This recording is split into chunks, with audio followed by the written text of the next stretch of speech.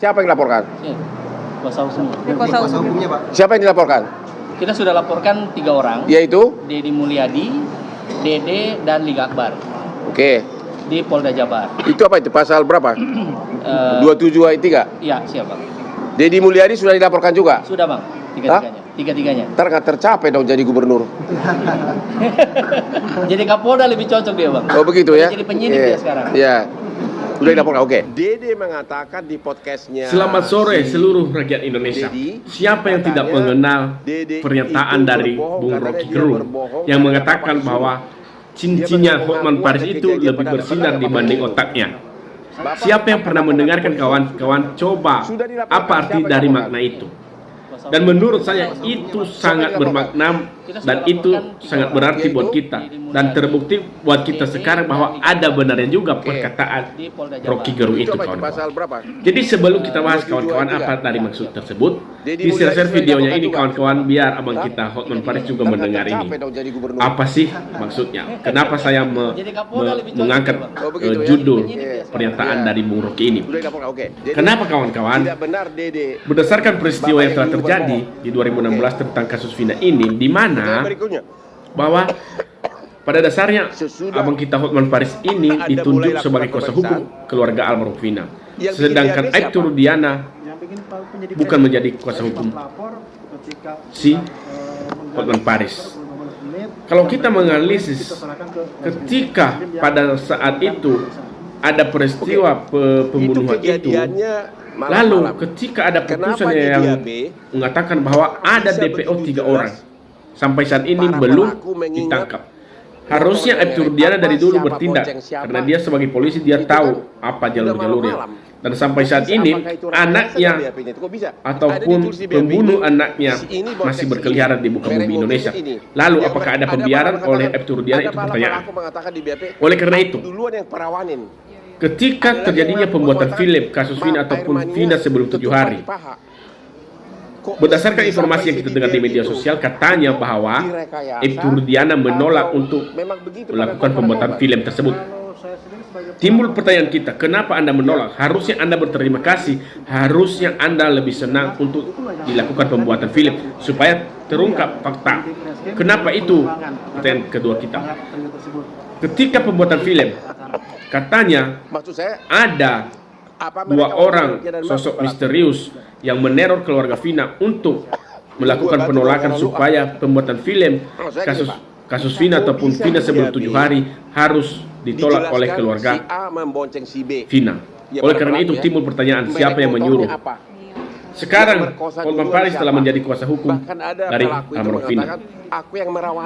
Kemarin dia berkuar-kuar di media sosial, berusaha supaya memunculkan Aibtu Rudiana. Sekarang Aibtu Rudiana telah muncul dan ikut bersama-sama dengan Hotman Paris dalam konferensi pers ini. Yang disampaikan pertanyaan-pertanyaan terhadap dia, mengatakan salah satunya adalah bagaimana pendapat dia terhadap Peggy ini, apakah Peggy Setiawan yang telah diadili pra-peradilan kemarin, apakah itu Peggy yang asli, apa bukan? Lalu Aibtu Rudiana mengatakan tidak mengenal ataupun tidak tahu sama sekali, akan mengembalikan kepada penyidik. Oleh karena itu, seharusnya Aibtu Rudiana ketika putusan pengadilan negeri Cirebon itu keluar, ada 3 DPO itu belum tertangkap sampai saat itu, dan dari dulu Anda harus berkuat. Makanya kita masyarakat Indonesia ini sekarang seakan tidak percaya kepada Aibtu Rudiana. Mengapa bukan dari dulu? Dan kenapa kalau memang itu benar, kenapa Anda menolak pembuatan film? Harusnya Anda berterima kasih. Terkait dengan ambigu atau alasan-alasan terhadap bagaimana itu saya kurang tahu, dan saya hanya mengatakan itu bukan alasan, tidak masuk akal. Sekarang Hotman Paris, Anda pernah dikatakan oleh Bung Rocky bahwa cincin Hotman Paris itu lebih bersinar dibanding otaknya. Saya bilang ada baiknya juga pernyataan semacam itu, ada benarnya juga, bermakna buat kita semua. Kenapa kita melihat Hotman Paris sekarang? Dia melakukan konferensi pers, bahkan dia menyindir Kang Dedi Mulyadi. Dia bahkan ada salah satu orang yang mengatakan di situ jelas-jelas mengatakan Kang Dedi sekarang seperti penyidik, bahkan seperti Kapolda.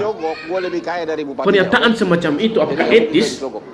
Kalian yang menilai, teman-teman. Apakah etis Hotman Paris melakukan konferensi pers seperti itu, menyindir? Apakah dia sampai mengatakan nggak jadi gubernur dong? Apakah itu etis? Apakah itu apakah seperti itu pembuatan pengacara? Apakah itu perbuatan yang harus diteladani? Saya bilang bahwa itu bukan perbuatan yang dapat diteladani semacam pengacara seperti ini. Sekarang kamu mengkaitkan tentang kasus yang ataupun tentang peninjauan kembali terhadap Sekatata dan juga 7 terpidana itu. Sebenarnya kalau Hotman Paris lebih berkompeten di dalamnya, harusnya dia yang berupaya dulu untuk melakukan di mana? Awalnya saling curiga. Untuk melakukan upaya supaya tertangkapnya 3 DPO itu, harusnya bersama-sama dengan Rudiana. Karena pihak Rudiana juga pihak korban dan juga keluarga Vina. Apa yang dilakukan oleh Hotman Paris sekarang? Nggak ada kan menurut saya? Dia hanya berkura-kura di media sosial. Dulu, tahu nggak kalian, teman-teman kemarin itu, siapa pengacaranya itu, siapa ya? Linda, siapa sih yang ada, yang katanya calon wali kota Lampung atau gimana itu? Saya tahu siapa itu yang ada ini Thailand yang di bibir itu siapa? Putri ya. Kemarin garangnya berkuat-kuat di media sosial, di TikTok. Sekarang nggak ada kan pernyataan-pernyataan yang muncul lagi. Nah itulah kalian lihat itu. Jadi mengapa saya katakan demikian kawan-kawan? Kemarin kita salut dengan upaya hukum Hotman Paris. Sekarang kita menilai, lah kok kemana-mana Abang Hotman Paris menyindir di mana-mana, menyindir sana sini, nggak jauh beda dengan apa yang dilakukan oleh orang-orang tersebut. Seandainya Hotman Paris ini menjadi kuasa hukum, harusnya lebih fokus untuk menelusuri, karena yang lebih penting itu adalah DPO yang 3 orang belum tertangkap, bukan mengurusi urusan Kang Deddy yang sedang mengajukan upaya hukum ataupun upaya hak asasi manusia supaya dapat diperoleh oleh Sekatata dan juga beberapa orang yang lainnya yang kita duga, bukan menyinggung seperti itu. Hal itu dapat kita simpulkan bahwa Hotman Paris bahwa seakan tidak punya etika berbicara di depan konferensi pers.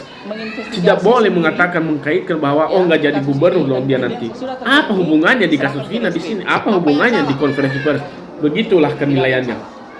Dan apa yang telah dikatakan oleh Bung Rocky, bahwa otaknya ataupun cincinnya lebih bersinar dibanding otaknya. Dan itu buktinya kan? Kalian tahu kan? Kalian paham kan? Jadi Bung Rocky tidak salah. Oleh karena itu kawan-kawan, ini kasus kita nggak tahu gimana mana ini. Banyak sekali orang-orang yang mencari popularitas. Bahkan begini, pengacara seakan kita menilai bermain 2 kaki ya. Aduh susah banget loh. Kesana kesini menyindir sana sini, menyindir sana situ. Kenapa bukan fokus di bidangmu saja? Fokus untuk Abang Hotman Paris, fokus dulu untuk penelusuran kuasa kasus Vina inilah, di mana 3 DPO itu dulu supaya dapat ditangkap.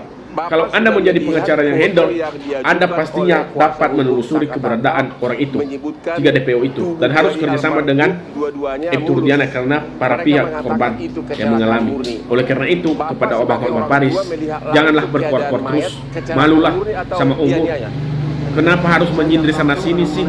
Kalau memang profesinya pengacara seperti itu, janganlah menyindir sana sini. Ini media sosial. Seharusnya kami masyarakat berterima kasih kepada Kang Deddy apabila ini karena mengupayakan hak asasi manusia, terkhusus kepada Sekatata. Kalau dinilai Sekatata tidak bersalah. Oleh karena itu jangan menyinggung tentang hal itu. Jangan mengatakan dia seperti Kapolda. Jangan dia mengatakan nggak jadi gubernur. Wah, itu bahaya loh. Itu loh. Makanya saya bilang ini kontradiktif, provokator di media sosial seperti ini.